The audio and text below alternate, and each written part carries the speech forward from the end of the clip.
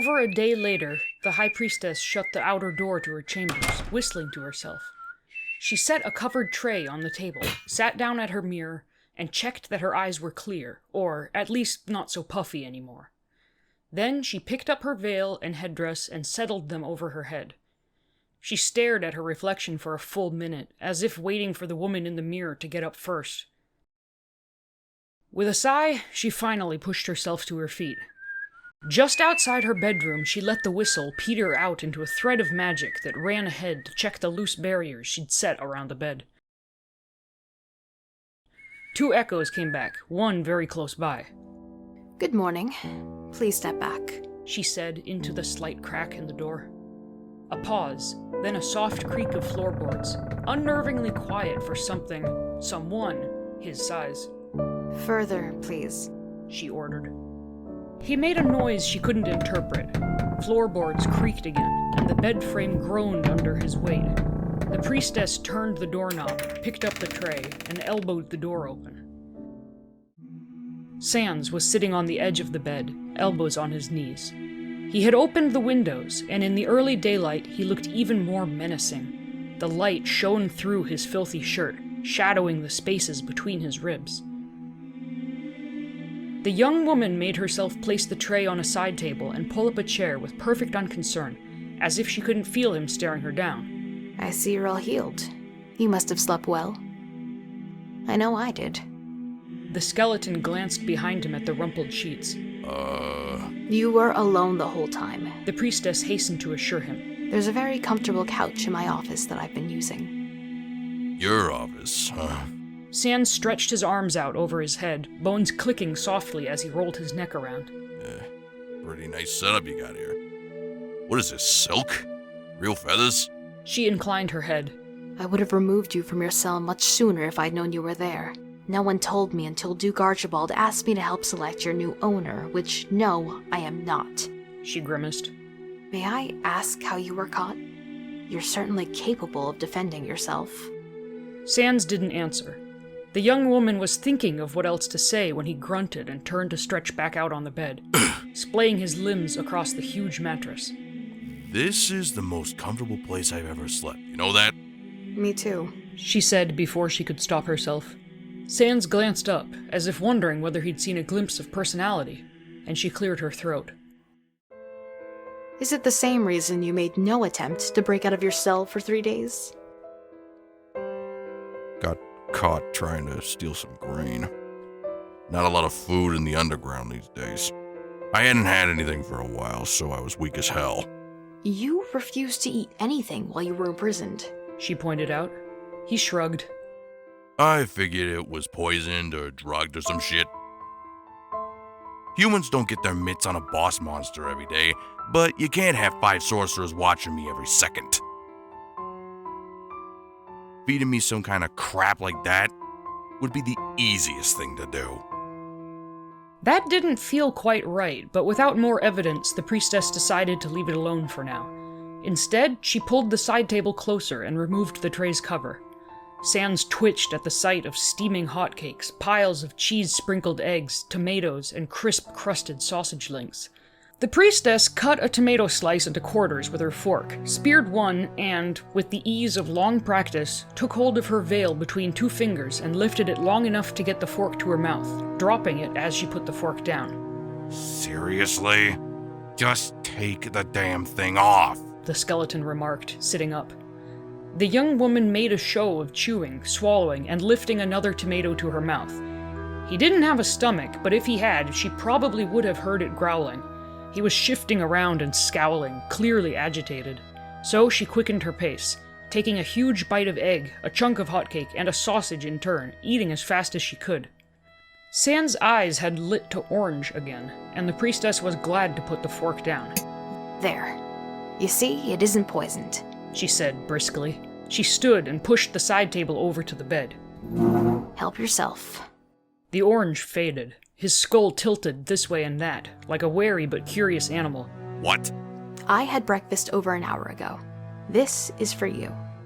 He glanced at the tray, then back to her. She waited for a full 10 seconds, almost holding her breath, before she was rewarded with a rude noise. Huh. Can I have another fork? Don't want your germs. The priestess knew when she was being tested. She picked up the fork. She went to the nightstand and the pitcher of water standing ready and dunked the fork in, swishing vigorously. Here, but first, I'd like to get a few things straight, she said, holding up the dripping utensil. He didn't move. A moment later, she felt a tug on the fork and instantly snapped the connection by raising another barrier. No cheating, She reproved him. I'm cheating? The skeleton banged his fist on the bedpost. How the hell are you doing this? I'm not dumb, lady. You can't just slap a barrier on something that blocks every kind of magic. I can't get out of here. I can't go blue. You did some weird crap to my poor blaster. I helped you calm down. You've been asleep for 26 hours, by the way. He stopped dead, but only for a second. Yeah? Well, how do you know so damn much about what I can do? If I'd known this was gonna happen, I'd have left a long time ago. And yet you didn't. The woman crossed her arms, keeping the fork pointed away from him. I don't believe you were too weak to remove yourself from this situation, Sans. We all have our secrets, and I don't mind that. But I need to know that you won't take drastic measures before we've completed our arrangement. There is no arrangement, witch. I'll make you a deal, okay? Forget this apprentice crap. Let me go now, and I won't kill anyone on my way out. How's that? She tapped the fork on the pitcher's handle. Your people possess almost no farmland, and the area we've left you has notoriously poor soil. Did you know there are several potions, all made from common ingredients, that could double your crop yields in the space of a few years? Sans started. No, and I don't care. You should. There are also potions that can heal wounds, preserve foodstuffs, and send you to sleep with no ill effects using only the tiniest bit of magic. Do you mean to tell me that monsters need none of these things? The skeleton looked at her warily. She could almost see him thinking. His rough speech and rougher appearance didn't fool her. He was at least as intelligent as she was, and likely cared enough to want to hear more. So, I learn all this fantastic secret knowledge, and you get... Insight. Humans have been fighting monsters for centuries, and the more we know about you... His eyes flamed. The easier it is to kill us? You seriously think I'm gonna... The easier if we can stop dying! She snarled, her anger suddenly flaring right back at him. The boss monster's eyes went blank with astonishment. She took a long, deep breath that did not help at all. Believe me or not, Sans, when I say that I want to make peace for everyone's sake. I am tired of hearing every unsolved crime and evil thought blamed on monsters. I am tired of arguing with sorcerers who want to seal the entrance to the underground and let you starve to death so that we don't have to talk about it anymore. I am tired of mediating disputes over monster ownership as if we had any right to help ourselves to other sentient beings, and I'm sick to death knowing where our magic comes from and being unable to stop it. She was almost panting now, gripping the fork like a trident. Sans was staring at her like she'd grown another head. She swallowed and lowered the fork. For want of something peaceful to do, she dipped it back into the pitcher for more swishing. Monsters are not completely blameless, but you are outnumbered by a much crueler and stronger race, and we've taken that advantage too far. It has to change, Sans, but we cannot do anything until we learn to talk to each other again. Sans' teeth ground together. Have you ever read a history book? You know what happened the last time we had humans over to play? The priestess stared at a spot on the wall. Sans looked up in alarm as the barriers surged in and out of visibility, hissing softly. Yes, she said, and went on, reciting from memory.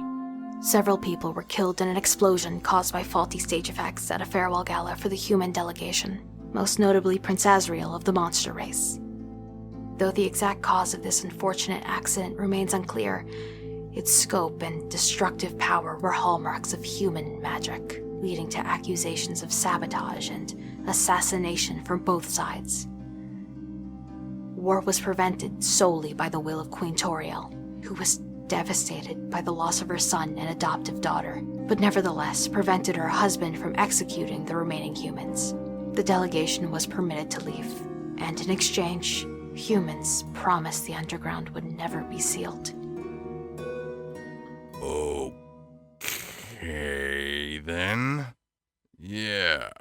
That's pretty much it.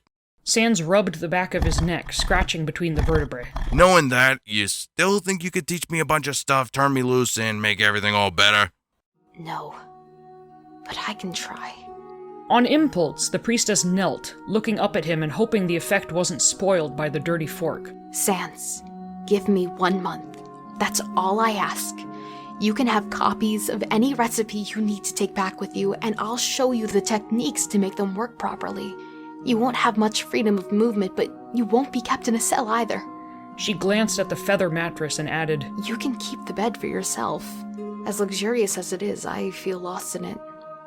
He didn't laugh, but he didn't sneer at her either.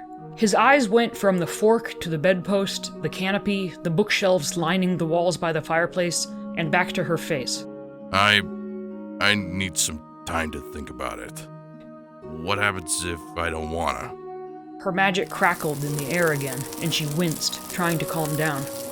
I'd rather not say, but I think you know the answer. Remember, I'm not the only human who can use barriers.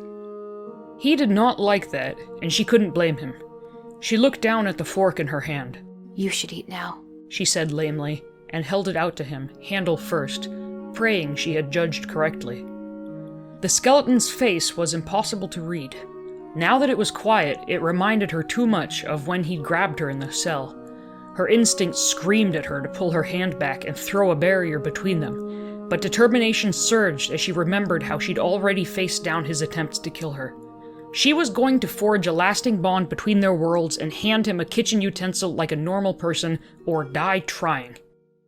Slowly, Sans reached down, and she fought to keep from panicking as his massive hand approached hers. He paused, and plucked the fork from her grip with delicate courtesy, holding it up between them. Too small. Still dirty. He tossed it back onto her lap. She stared at the fork. She stared at him. She stood up, dropped the fork into the pitcher, and plunged her hand in after it. Out came the utensil. She turned her back to him, and with one swift motion, off came her veil. As High Priestess, she wore it for most of her waking hours, which meant she'd learned to whip it off without even disturbing her headdress, the way she'd once seen someone yank a tablecloth out from beneath a set of dishes. And as High Priestess, if she wanted to use her sacred veil to dry a mostly clean fork in order to please a giant monster who was intimidating her and somehow also being a complete snot, then who was going to stop her? No one. That was exactly who. With a righteous huff, she turned back around, still polishing the bedamned fork. Here, she said, facing him for the first time. I hope this is satisfactory. Sans looked at her. He didn't say anything. The world always seemed a little too bright when she just had the veil on, and the light from the window was in her eyes. She rubbed them on her sleeve and tucked a strand of short brown hair behind her ear. Well? She demanded. Sans didn't take it. He was leaning forward, hand dangling, as if he'd started to reach for it and somehow forgotten what he was doing. His sockets were blank, an odd color washing over his bony face. It's... The priestess didn't know that could be a complete sentence. It probably wasn't, she thought in growing irritation. Sans, are you going to use this, or would you like to eat with your hands? The skeleton shook himself and turned away. Never mind. Not hungry. She bit back the urge to call him a colorful name or two. Sans, this is not a joke. There is nothing wrong with your food except that it's cold. Eat it. Please. Sans hunched his shoulders. I will. Just give me a couple of minutes. She did not have the time or patience for this. Sans, look at this. He glanced at her, and in one motion, she stabbed a sausage and another chunk of hotcake. Say ah, she ordered, and when he blankly repeated, she thrust the fork into his Order! mouth. Sans nearly choked, demanding, Order! before he swallowed it whole. The priestess was fascinated to not see anything past his throat, though she knew he had eaten it. What the fuck, lady? He clarified. I am not lady, thank you. And I know you know better words than that, she said sternly, putting the fork back on the tray. It's not my fault if it got cold. I don't care how hot or cold something is, lady. You didn't give me a chance to get my tongue out, so it's all the same to me. The boss monster answered her puzzled look by concentrating, then opening his mouth and pointing. Hey? Good God. he suddenly did have a small, floppy red tongue. She flapped her hand at him, face burning. All right, I believe you. Put it away. He did, and she was relieved to see nothing but a mouthful of giant fangs. So, if I'm not supposed to call you lady, what's your name? The priestess blinked. No one had asked her that in a long, long time.